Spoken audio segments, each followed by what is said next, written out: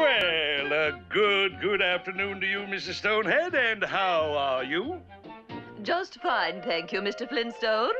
Junior! Junior! Come on now, it's getting late. Can I have just one more ride, Mommy? Can I, huh? When I was a child, running in the night, afraid. It was the measures of 2/4 in the verses of the song God that first made me a fan of Tori Amos. That and the groove to Cornflake Girl. It's deep, that groove. Very Bernard Purdie at heart. You bet your life it is. Eventually, I got into the whole Under the Pink album. Then went back to pick up Little Earthquakes, and then on to Boys for Pele.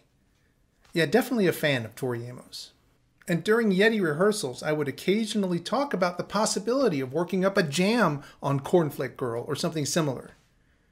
And that's when Brooks... I'd make a deal with God, and I'd get him to swap our faces. ...would bring up Kate Bush. Then I would have to admit that I don't know Kate Bush, and that would bring the conversation to a stop, and we'd move on to other things. That happened more than once. But Kate Bush is one of those artists that Brooks would just bring up a lot. And me being me, I would ignore it. Because apparently that's what I do. Well, he can't outsmart me because I'm a moron. And honestly, after I was kind of a dick about Midnight Oil at the end of the last season, I figured I owed Brooks something. So maybe I should just put a bit more effort into Kate Bush. So I started looking through her discography, doing some research about where to start, because honestly, it's all new to me. I saw the song title Cloudbursting, and even though I could not recall ever hearing that song, nothing came to mind, I definitely remembered the title. And that really was the only reason why I chose Hounds of Love.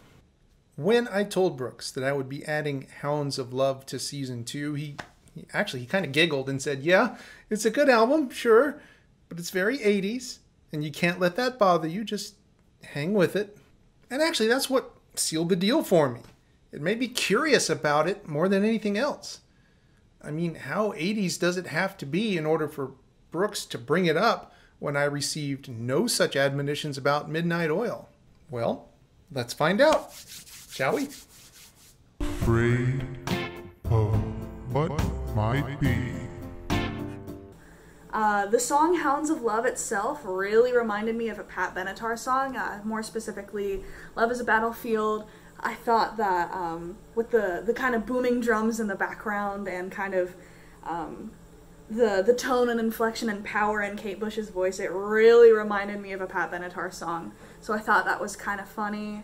Really the only two songs by Kate Bush I knew before jumping into this album were Runnin' Up That Hill, which is the opener, and Babushka, which is on another album. So pretty new to Kate Bush's music. However, in today's culture with like the younger kids, especially on TikTok, there's been a resurgence of a lot of 80s alternative music. I know that the Smiths have become popular again, The Cure, Depeche Mode, bands, you know, in the more gothy alternative scene, but I've also seen a resurgence of Kate Bush. So I was really excited to jump into this album, seeing that I had never really like paid attention to her music before. Okay, yeah, that sound, it's pretty 80s all right.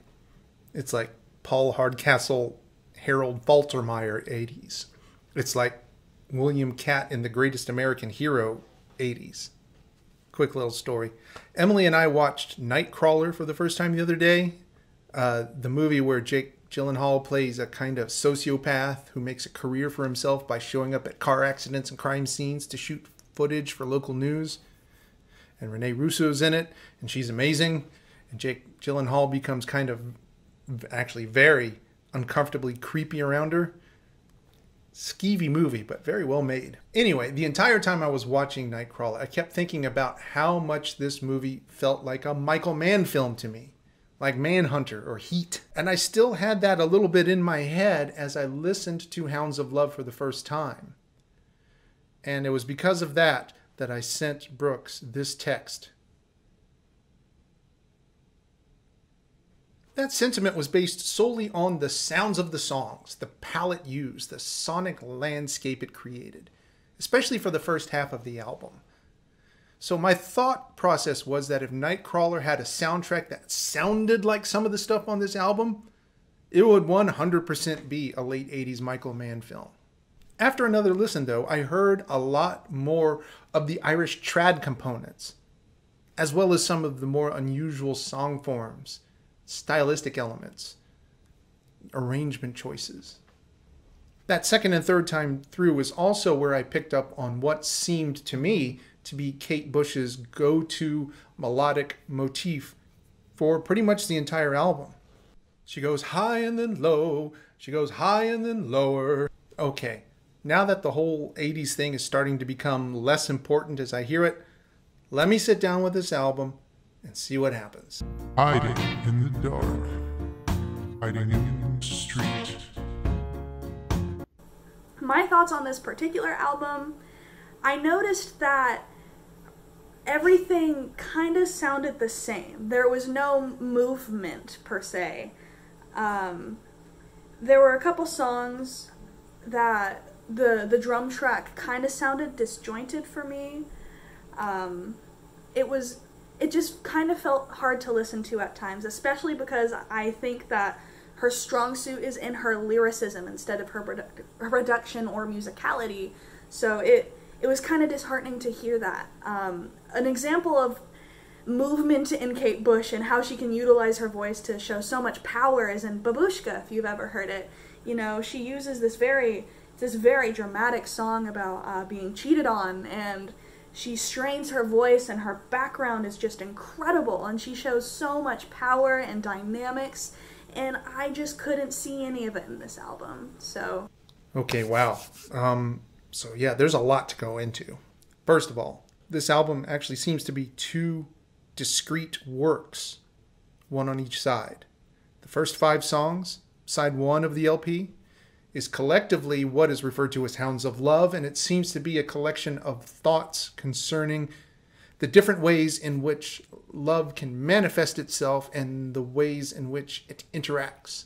Track 4, Mother Stands for Comfort. It has one of the most succinctly elegant, clever lines I've ever heard in a song. Early in the song, Kate Bush sings, "Mother stands for comfort, mother will hide the murderer." So in other words, a mother's love is unconditional. And she follows that later in the song with, "Mother will stay mum." And that's a lot brilliant. And the next song, Cloudbursting, the reason why I chose this album in the first place. Looking at it, it's actually about Wilhelm Reich. If you don't know that name, if that name doesn't sound familiar to you, I implore you to look him up. He's a wacky dude. Short version is that he started early in his career working with Sigmund Freud, but he later turned to the study of what he called orgone energy. Orgone for organism and orgone for orgasm. Yeah, he wrote books on sex life things, as in sex energy, life energy things. Basically, he thought if you could harness life energy directly from people, you could use it to do things like control the weather. And he built the boxes. He built what he called orgone accumulators. And it's even said that he made it rain while he was in prison. Yeah, he was put in prison and his books were burned. For real, in America, in the 50s.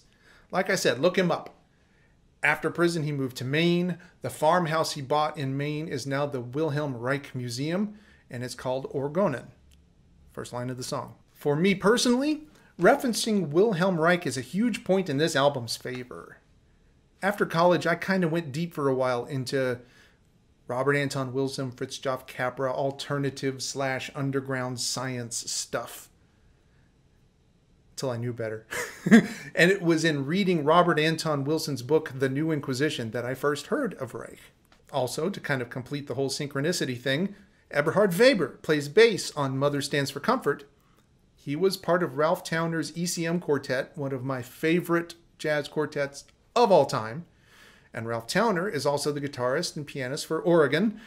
And Oregon and orgone sound a lot alike. The last 7 songs on the album, side 2 on the LP, They combined to make like a mini concept album called The Ninth Wave. It's a story about a shipwreck and a drowning woman, and the things she sees as her life passes before her eyes. Ending with a really uplifting kind of a tune. The songs here are a lot more open-ended than the 5 songs on Hounds of Love. The forms, the harmonic structure, the compositions all have free elements, but with defined and very interesting interludes. There's a full-on Irish trad tune nested right in the middle of the jig of life, complete with bodhrán, whistles, fiddle, uilleann pipes, and if I've mispronounced bodhrán or uilleann, please forgive me. I did try and look them up, but there doesn't seem, as far as I could tell, to be a consensus on the pronunciation of either. Man, I have so much respect for people that can play Irish trad well. There's a big connection in my mind that links trad with bluegrass. In both cases, you really do have to rewire your brain in order to be able to play it well. I mean, for myself, if you grew up with blues, rock, jazz, like I have, it's an interesting lesson in humility to try your hand at either one. Your instincts will fail you entirely. Also, the choral interludes in Hello Earth are taken from music composed for screenings of the F.W. Murnau silent film Nosferatu. So that's cool. Mostly, though, I really found myself immersed in the album once I got to a point where I could hear it without distractions. It's a musical mind experience, but it's an experience in the same way that the best stuff from Laurie Anderson or Bjork is a musical experience. It's dependent upon a certain amount of attention and stillness of mind, but it is well worth the effort, I think. And it's not really dependent on the trappings of any particular genre. It's definitely a studio thing meant for headphones in a quiet room. Yeah, I like it. You were right about this one, Brooks. Had to happen eventually. Those are my main thoughts on it. And of what was following me. Hounds of love are hunting. I've always been a